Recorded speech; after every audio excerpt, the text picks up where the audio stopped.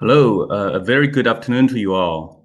On behalf of Microsoft and Dynamic Spectrum Alliance, I would like to thank you and welcome you to this showcase session titled Dynamic Spectrum Access for an Inclusive Digital Africa.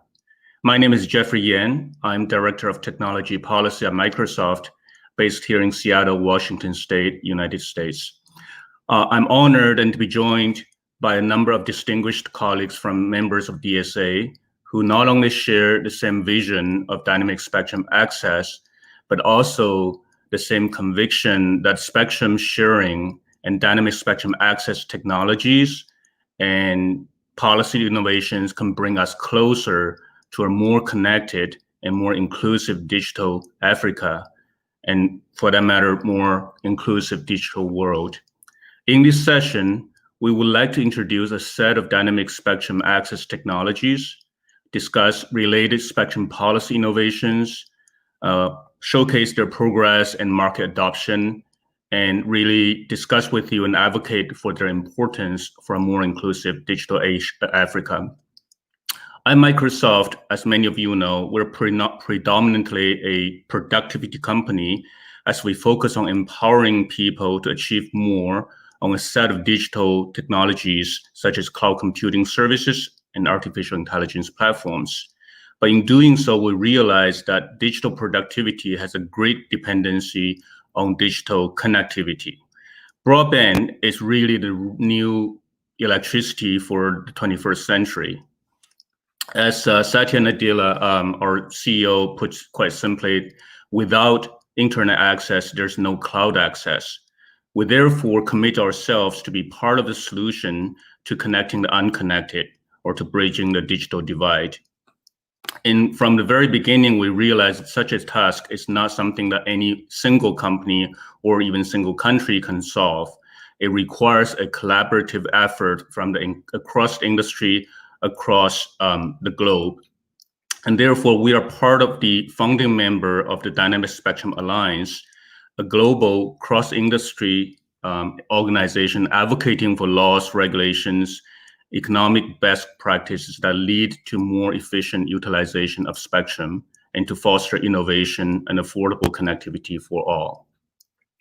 The Dynamic Spectrum Alliance, DSA, has a simple yet very ambitious mission, which is to make spectrum abundant for broadband. DSA believes that one way of doing so is through spectrum sharing and dynamic access that makes the best use of spectrum. Dr. Martha Suarez, our president, will be going through a set of technologies that we advocate for in this space. And we believe that all these initiatives will play a very significant role in making spectrum abundant and for the growth of the wireless industry, but more importantly, to make it more accessible and more affordable to all citizens of the African continent and of the world. Without further ado, I would like to pass time to Dr. Martha Suarez, our president of Dynamic Spectrum Alliance, to provide an overview of the technologies, and she will also be leading a panel discussion. Again, thank you for joining this session. Martha. Thank you very much, Jeff, for this introduction and for introducing the DSA.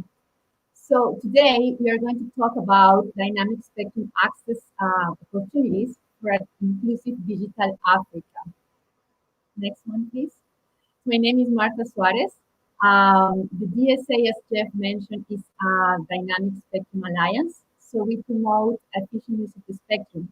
And we think that that is a great way to provide more connectivity, more efficient use of the spectrum, and in that way to provide inclusion and everyone to be included in the digital economy.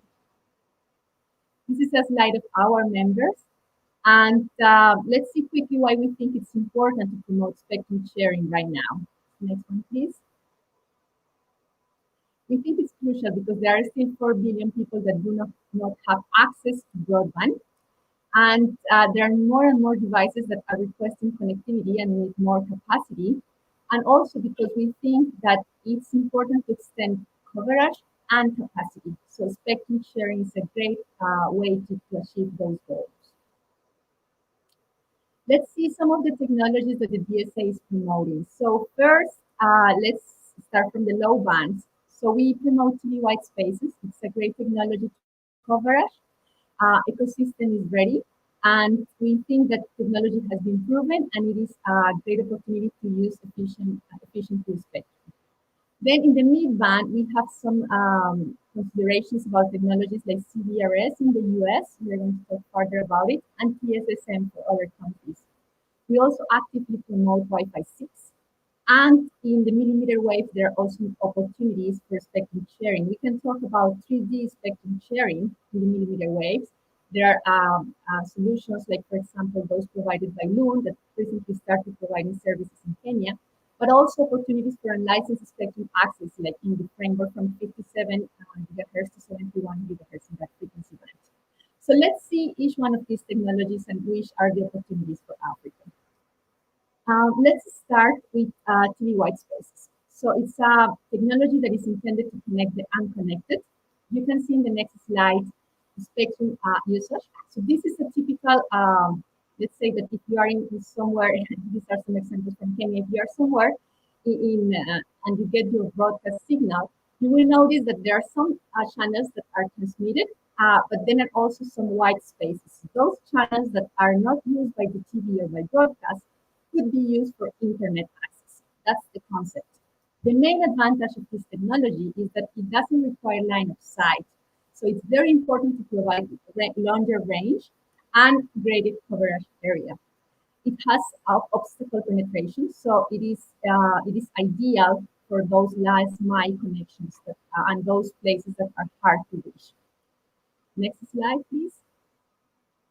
So this is a map of different countries that have adopted TV white spaces regulations. Those are the one in blue. And then in green, you have some of the countries that are in the process. In Africa, we had Kenya and Nigeria that recently published a draft of the guidelines, and we are expecting them to approve them soon. And in the case of Latam, we have Brazil and Argentina that also had already a public consultation process and should adapt those rules in the short term. Next one, please. So what is the key role of governments and regulators for this technology? To enable a right regulatory framework. So basically, it's every country's decision on how to establish a sharing framework for TV white spaces. And we really encourage governments to consider technology and to understand that this is going to open a lot of new business models. The deployments in those countries that have already adopted regulation a few years ago is growing. We have many use cases and many applications that we'll be happy to share if you need more details. So as a conclusion for TV white spaces, we can say in the next slide, please, that this is a technology that is providing a solution for connectivity gap and for bridging the digital divide. It can also lower the cost of access because that is one of the key concerns, is how to make these connections affordable. And at the same time, we are maximizing the use of the spectrum while protecting the incumbents in the UHF and VHF bands. Now let's move to the next technology. It's the tiered spectrum sharing model. So this technology is inspired in two different frameworks. One in the UK about spectrum sharing. Ofcom has decided to make available some frequencies in the ranges of 1800 megahertz, 2.3 gigahertz, 3.8 to 4.2 gigahertz. So those some ranges in those frequencies are available for many users, and they could have a spectrum sharing framework. So we think it's a very positive step forward, and we hope that this solution will be automated in the short term. Now let's see the example in the US. So the US had to create a very interesting framework, the Citizens Broadband Radio Service, or CBRS. This framework is intended to promote a more efficient use of the spectrum in the 3.5 gigahertz band. It's enforced by a spectrum access system that is designed to provide dynamic and secure allocation of the spectrum in real time. In the next slide, we can see how it is, like the type of users that we could have in this model. So next one, please. We have a first tier of incumbents. Those incumbents are military services. And then there is a second layer of users that is the priority access users. So they require a license. In the US, the Spectrum Auction 105 has just concluded last month, and there were 228 bidders winning a total of more than 20,000 licenses. So we think it's a real proof of how efficient could be the access, how many stakeholders could take part in the ecosystem if they have the right spectrum sharing conditions. And there is a third tier of users, that is the general authorized access. So these users don't need to go to an auction. They can just use the spectrum if they don't interfere with incumbents and the PAL users. And we think that this model is very particular to the US, but it could be a way to expand spectrum sharing to other regions and countries. And we think that is through the TSSM model. So this is Tiered Spectrum Sharing Model. We were exploring with PIP different countries that would be open to have this kind of spectrum sharing. We had a very positive response in different countries like Malaysia, South Africa, and Colombia. And we are actively working on how to find the right framework for these solutions. They are mainly based on the concept of sharing tiers and usage of sharing in terms of spectrum access. So now let's see some conclusions about these CBRS and TSSM models. So CBRS framework is spectrum sharing success story, enabling the most efficient and intensive use of the spectrum that is crucial for 5G. Let's say that this was the first mid-band spectrum auction in the US, and this is a critical band for 5G. The first commercial deployments started this year, and now with the auction that just concluded, there are tens of thousands of stations already deployed in the US. And we think that the TSSM model should be considered in Africa because it's a great balance between licensed access and general access. And this is a way to provide opportunities for large and small entities to promote greater deployment. So now let's move to the third example of technologies that could be opportunities for Africa. So this is unlicensed access in the 6 gigahertz band and Wi-Fi 6. So the main advantages of Wi-Fi 6 are gigabit speeds. So we are talking about 3 to 10, let's say 2 to 10 gigabits per second, extremely low latency, high capacity, more connected device, and energy efficiency. So this is really related to the 5G ecosystem. This is what we expect in terms of for the users in terms of capacity and performance. Let's see some of the different types of use cases. So there are opportunities for very low power devices that are portable devices, and they could be extremely useful for virtual reality, augmented reality, manufacturing, training, and to have more entertainment at home. Next one is a second use case that we could have in the 6 gigahertz band for low power indoor devices. These are like high performance Wi-Fi networks. It could be at home, or it could be also at public places or in enterprises.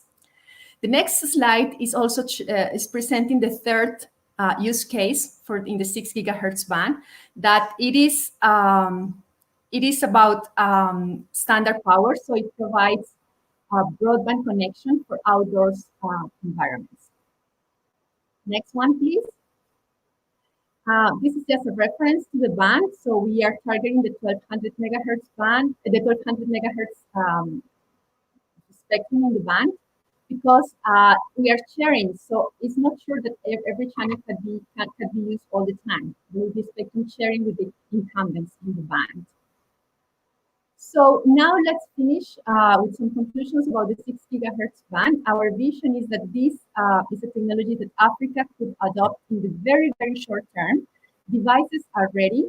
There are countries like the US and the UK that have already adopted regulations for unlicensed access in the 6 gigahertz band. And because of that, the ecosystem is going to already provide us devices by the end of this year. Next one. So we think that unlicensed access to the 6 gigahertz band is important because you make a more efficient use of the spectrum first. Then you can also protect all the incumbents. All the incumbents are important and can coexist with Wi-Fi 6. We have been studying this band for more than 5 years. It's a way to attend growing demand for wireless capacity. Its benefits could be, they are now because the ecosystem is ready, and it could also provide solutions for WISP to deploy gigabit plus networks. So with this, I conclude very quickly my presentation.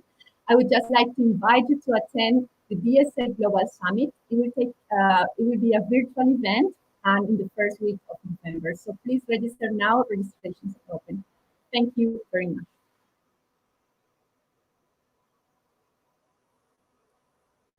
Now, let's continue with our panel. So I'm going to invite our different speakers to this session. So in this session, we will start, well, let me quickly introduce everyone. So in this panel, we have invited Mortimer Hope, Associate Director and Technical Lead at Policy Impact Partners. We have invited Jennifer McCarthy, the Vice President of Legal Advocacy at Federated Wireless, Alan Norman, the Public Policy Director at Facebook, Tim Genders, that is one of our associated members at the DSA with the project ISIS, but also is actively working with WAPA, the Association of Wireless ISPs in South Africa, Jeffrey Jan, Director of Technology Policy at Microsoft. So let's start with Mortimer. Thank you very much, Mortimer, for accepting this invitation. And I would like to ask you about your perspective about the connectivity situation in Africa and how dynamic spectrum access technologies can enable more inclusion in the continent.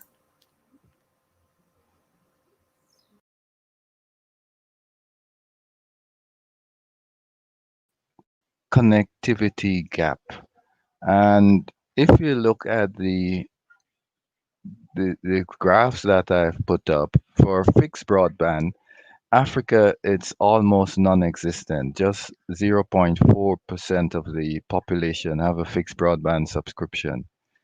For mobile broadband, the situation is better, but it's still lagging far behind the rest of the world. So in Africa in 2019, we had 34% of the population who had a mobile broadband subscription. Now, compare that with the Arab states, which had almost double the number at 67%. And you look at the other parts of the world, Asia Pacific, CIS, Europe, and the Americas, they're all above 60 and 80% penetration for mobile broadband. So we can see that there is a problem in Africa. The graphs also indicate that solving the problem would probably be done via wireless means, not using fixed broadband. And that's probably because of the way African population is spread out. So a majority of the population live in rural areas. In 2014, according to the UN, 60% of the African population are in rural areas.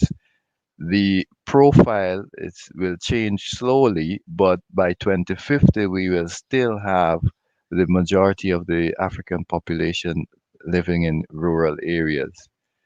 Now, how do we use dynamic spectrum access to deliver broadband to Africa and Africans?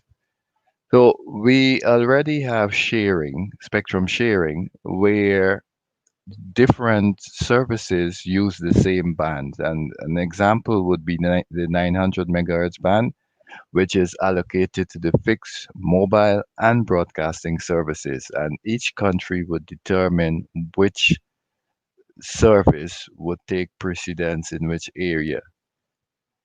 What we're looking at now is the mobile industry has done a fantastic job in delivering broadband to Africans, but it's mostly in the urban areas and suburban areas. Rural areas are mostly underserved in Africa. So we need to look at the reasons why they have been underserved and then how to do it. So one of the reasons is affordability of the service. So we need to provide low cost service. And some of the ways of doing that first would be TV white space, which uses the unused television broadcast spectrum, which is good for coverage, and to deliver broadband. That, as the DSA president, Dr. Suarez, has mentioned, it's been implemented in several African countries and it's being rolled out in a few others. So South Africa has got regulations in place, and Nigeria, they're working on the regulations. Kenya also working on the regulations. We have Mozambique with regulations, Ghana with regulations. So it started slowly, and we hope that that will continue. We also have the tiered spectrum sharing model, which would see the unused IMT spectrum that was being assigned to mobile operators that they are not using in rural areas. We could have it used by new entrants who are not necessarily interested in providing a national service, but would focus on specific unserved areas. We and there is a trial in South Africa that would look at using the unused 1800 megahertz band, three tiers, where tier one would be the incumbent mobile operator, tier two would be a new entrant operator, and tier three would be a business or a private entity in the area that just wants to cover its own property.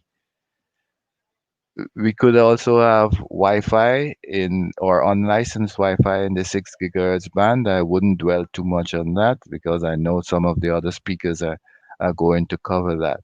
But the third option is HAPS or HIPS or Loon type solution, where we have a a vehicle in the stratosphere about 20 kilometers above the Earth's surface, which is used to deliver service directly to devices on the ground, the existing device that you would use with a mobile network.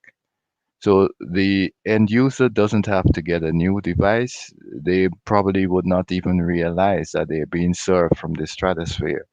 Now, for that, we would need additional spectrum to be made available to the HIBs, and that's being considered at WRC 23. So I know my time is up, so let me pause there. Thank you very much, Mortimer, for this overview about the connectivity situation in Africa and the opportunities. So now I would like to ask Alan. Facebook has a neutral approach in terms of technology, and that is well known. But you have been promoting different technologies, not only one. Why do you think that unlicensed access and spectrum sharing are so important for Africa? Thank you, Martha, and welcome everyone. It's a pleasure to be here and be able to speak to all of you. Facebook is making a substantial investment in finding ways to help connect the unconnected. One of the key aspects that we've identified as critical to enabling a sustainable and affordable access is infrastructure sharing. And in contrast to urban connectivity, in particular for rural, the objective is really to stimulate investment. So reducing costs is paramount because there's only sufficient demand to often support just a single base station or radio or service in some form. So one of the remedies that to allow service providers that normally cooperate is to reduce barriers for new entrants, especially local ISPs who might not otherwise be able to enter the market. And spectrum is one of the key barriers there. So as Mortimer mentioned and Martha mentioned, one is tiered spectrum access and spectrum leasing on a cooperative basis. And the way to think about it is that if a large MNO has spectrum that's fallow in a rural area, and the opportunity cost of investing in the rural area versus putting more service and investment into urban areas is too high, it makes sense to cooperate with local ISPs and local entities to offer local service. So some of the keys there are creating a framework that's well understood so there's no uncertainty, and says if this local service provider wants to work with this MNO, here's the framework, here's what the roaming looks like, here's what the way to gain access to the spectrum, here are the technologies, whether it's a database or spectrum access system or simply an understanding that's entered into and enabling that. And so as Mortimer mentioned, there's a trial in South Africa, and there are numerous trials around the world to promote this approach. But there are other bands that are also important. One is 60 gigahertz millimeter wave. This band is unique because of the propagation characteristics. There's huge oxygen absorption, and that limits the propagation. So in this case, interference management can be done on a technology basis and doesn't require licensing. So there's now license exempt wireless fiber technology based on IEEE 802.11ay that enables both fixed wireless access and cellular backhaul. So this is a transport technology that can be used when it's not cost effective to actually underground fiber in different ways. And so this is being deployed, and it's a model where you can use a shared infrastructure to enable multiple service providers. And then finally, 6 gigahertz license exempt is also, I think, very important, and Facebook thinks very important for enabling improved connectivity, and multiple reasons have been mentioned, but it's really the next generation of Wi-Fi. There is a global ecosystem working on this, which will create the lowest cost solutions in terms of equipment and components. And we think it will serve as an important complement to licensed services. And so it's something that we think the African community should carefully consider. It's something that can coexist with satellite because it's such low power, and it will augment and serve as a pressure valve, if you will, to complement licensed services where you can't always get sufficient connectivity, access, coverage, speeds, and so on. Thank you, Martha. Those are my comments. Thank you very much, Alan, for that vision from Facebook. So now you just mentioned one of the key aspects of spectrum sharing, and those are the databases that allow this type of spectrum active sharing, automated systems. So we have seen quickly that with CBRS, it's proven that if it's possible to share with the military services in the US, we could have different, we are ready to share. The technology is proven. I would like now to ask Jennifer, could you please explain the role of Federated Wireless in the ecosystem and the advantages of an automated frequency coordination system? And also, what would you like to say to regulators that think that databases are complicated and hard to implement? Thank you, Martha. Yes, hi. Hello, everyone. I'm Jennifer McCarthy, Vice President, Legal Advocacy for Federated Wireless. And we are one of the database administrators for the CBRS band, the 3.5 gigahertz band in the United States. And we're also a prospective administrator of an automated frequency coordination system, or AFC, in the 6 gigahertz band in the US and around the world. So our cloud-based software as a service automates the tiered shared models that Martha, Mortimer, and Alan were just talking about. Our system has been up and running on a commercial basis for over a year now in the 3.5 gigahertz band in the US.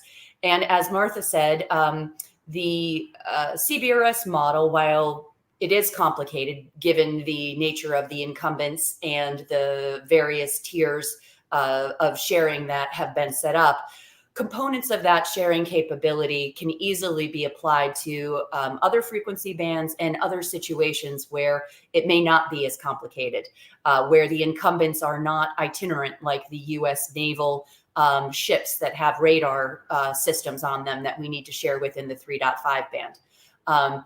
It is possible to set up sharing between just different tiers of commercial users in a clear greenfield band, for example, so that you would enable users who want guaranteed access to spectrum, exclusive access to spectrum, preferably, to go ahead and purchase those rights and then those licenses in an auction, and then enable an unlicensed tier or a lightly licensed tier to also use those frequencies.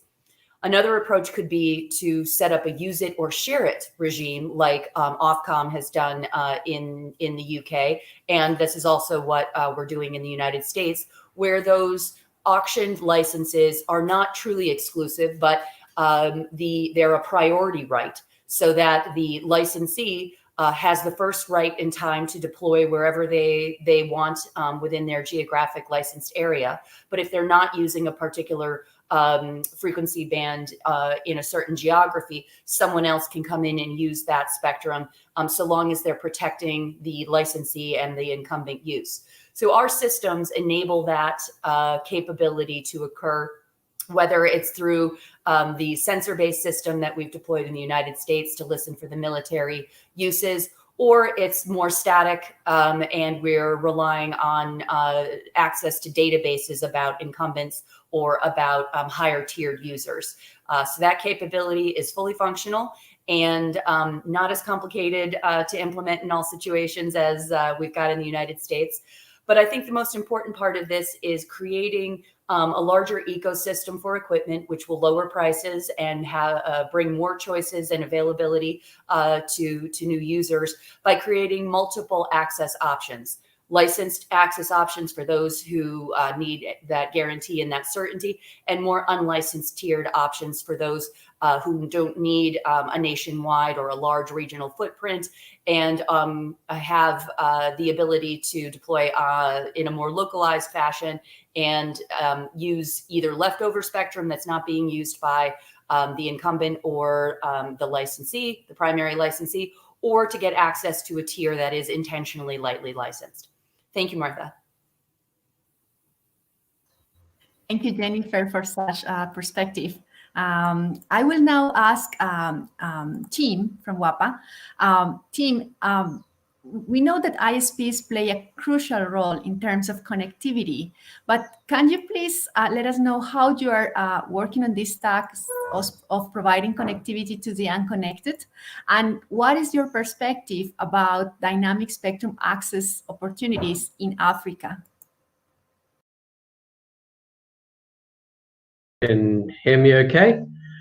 Yeah, in terms of connecting Africa, I'm going to speak more from South Africa perspective and hope it doesn't quite apply to the rest of Africa, but it's similar.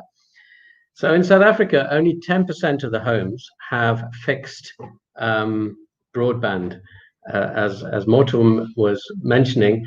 90% of the homes don't, and their access to the internet is at the moment via mobile networks. Now, that produces good stats, but there's a hidden reality under there, is that the cost for 90%, or for, if you like, the lower 90% of income earners in South Africa, the cost of access to the internet, of getting data, is 100 times more for them than it is for the privileged 10%. So rolling out connectivity to Africa is not a technical challenge, just a technical challenge. It's not even just an economic challenge. It's actually a justice challenge. It's a challenge of inequality, that the lower income are charged 100 times more is a justice issue, because if they are left paying that awful premium, then they're going to be left behind as the world, as we've seen with COVID, as the world moves to an online world.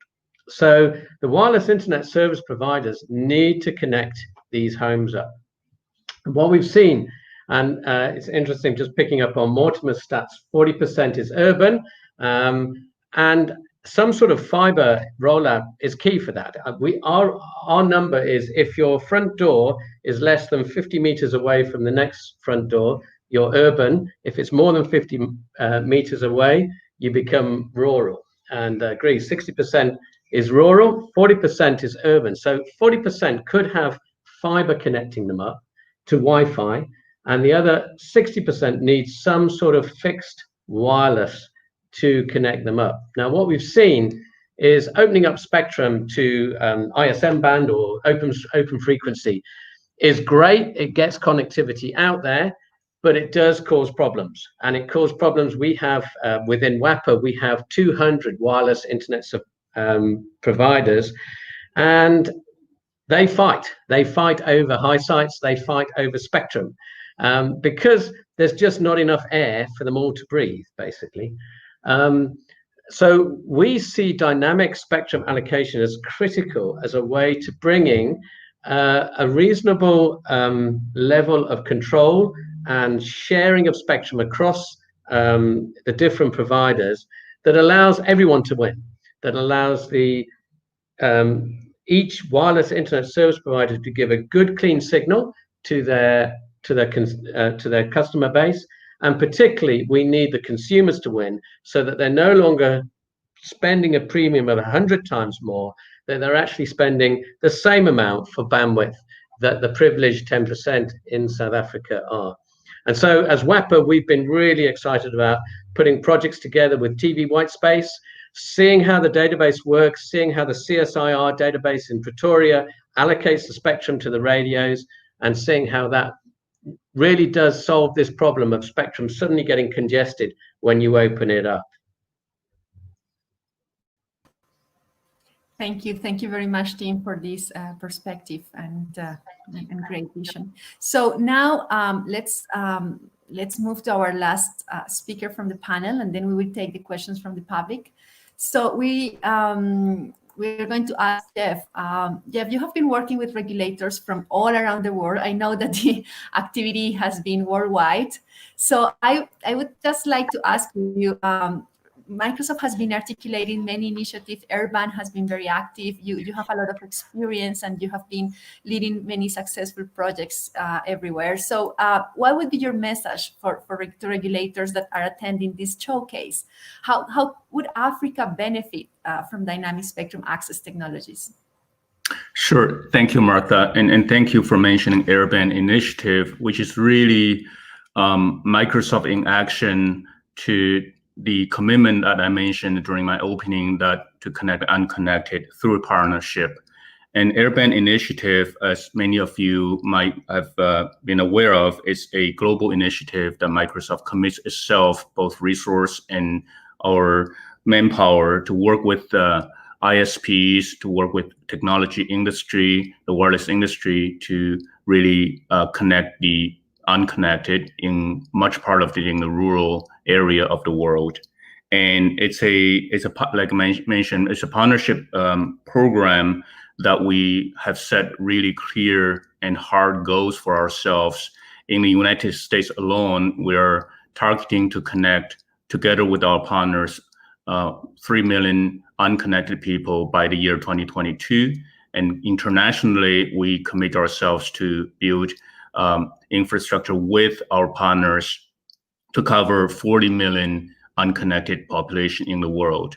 And in the last 3 years, we have made significant progress towards those goals. And I would like to take this opportunity to give you a little bit of an update on where we are on those numbers. And I really want to give you a sense of how practical and how feasible the dynamic spectrum set of technologies are, and really hopefully that encourage people and countries in Africa to adopt this technology and policies. We have over 100 projects active in over 20 countries at this point of time. And internationally, there are nearly 16 million people, out of which 14 million are located in the rural areas that have gained broadband access through the Airbend program and our partners. In the United States alone, we are serving, not us, but again, through our partnership, 4.7 million overall. And all this are done via a set of mixed technologies, including TV Whitespace, including Wi-Fi, the good old Wi-Fi, and other fixed wireless technologies. And therefore, the message, Martha, you asked me to share with the regulators and other participants in the room is that, first of all, spectrum sharing and dynamic spectrum access is the future. So embrace it and get yourself prepared in terms of capacity building. The DSA is here to help. Second, the DSA technology and policies are being adopted in a number of spectrum bands, as my colleagues mentioned previously, in a number of spectrum bands, and it works. So practice it, put it in action, and the DSA members are here to support you. And very important is to take very maybe small steps, but rather quick steps to evolve yourself in that practice. And last but not least, I would say the DSA technology and policies have been adopted across a number of markets, and especially in Africa, as Mortimer provided a list of countries in the sense of the TV white space adoption. So I really encourage the regulators to learn from your neighbors, and furthermore band together as a region or as a sub-region to work on new technologies like spectrum database that Jennifer talked about. When you band together and work together, it's really not that hard to implement. So, and last, I would encourage all of you to visit the Microsoft and DSA booth that as part of this conference, where you will get more information about this set of technologies. And echoing Martha's invitation to encourage you to join the DSA summit in November. Thank you, Martha. Thank you, Jeff. So I will take, now it's time to answer some of the questions that we received from the different participants of this showcase. So I will take the first one. It is from Mohamedou Ndiaye. Mohamedou is asking, can you explain dynamic spectrum access with quality of service and interference temperature constraints? So Mohamedou, as we were presenting in this showcase, you can use dynamic spectrum access techniques for different technologies and in different frequency bands. So I think it will really depend, the quality of service conditions will really depend on the case you are considering. It's not the same when we're talking about VHF and UHF frequency bands in TV white spaces than what we could have in millimeter waves spectrum sharing. And it would also depend on the constraints and type of a standard we are using. We were seeing that in the case of CBRS, we're having spectrum sharing between LTE technologies. And for example, in the case of the 6 gigahertz band, we are talking about spectrum sharing using a Wi-Fi standard or AO2.11 standards family. So that question is very large, and we would be happy to discuss. If you have any particular questions about frequency band or technology, we can provide additional information. So I don't know if any one of the panelists would like to add something else. Oh, Jennifer, please go ahead. Martha, if I may, yes. I'm wondering if that question might also have a little bit to do with the managed aspect of sharing, where the database system that's used to make sure that incumbents or higher tier users are protected also can help manage interference amongst the lightly licensed users. So it's different from a traditional unlicensed band where contention-based protocols are helping to avoid interference amongst users, whereas in the case of using a spectrum access system or a KFC, it is our system that is actually providing more deterministic access by managing how users are getting access to individual channels, and we try to minimize the interference that way. Thank you, Jennifer, for this additional information. We have another question from the participants. Can we get more details of the cases of exactly which frequencies in 900 megahertz that was referenced as being shared with broadcasting and fixed, and in which country this is? This is a question from Chergen Padayashi from Vodacom. So Mortimer, I will forward this question to you. Okay, thanks very much. And thanks here again for the question. I'm sharing my screen, which shows the South African table of frequency allocations, and it's showing the portion from 890 to 942 megahertz, which is part of the 900 megahertz band. Right on the left, it shows the region 1, ITU region 1 allocation, which shows fixed, mobile, and broadcasting.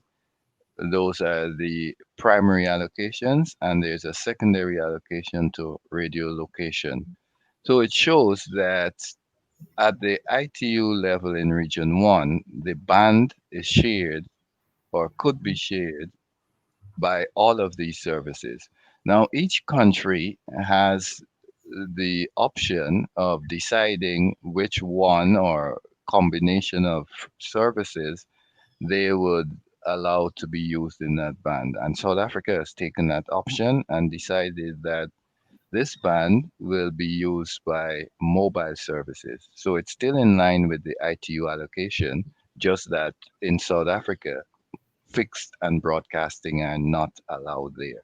But at the global level, at the region one level, you have the band being shared. I hope this answers the question. Thank you, Mortimer. Thank you very much for this answer. So I think we have completed now. Unfortunately, our time is over. So I would just like to thank all the speakers. Thank you very much for your attendance, for taking part in this DSA and Microsoft showcase. And finally, just to insist, please attend the DSA Summit. There will be a lot of exciting information and new updates about the technology. So don't miss this opportunity. You can already register in our website. There is no cost. It will be a virtual event, and we will be using the same platform of this event. So thank you everyone, and have a nice day. Thank you. Okay, bye. Bye. Bye.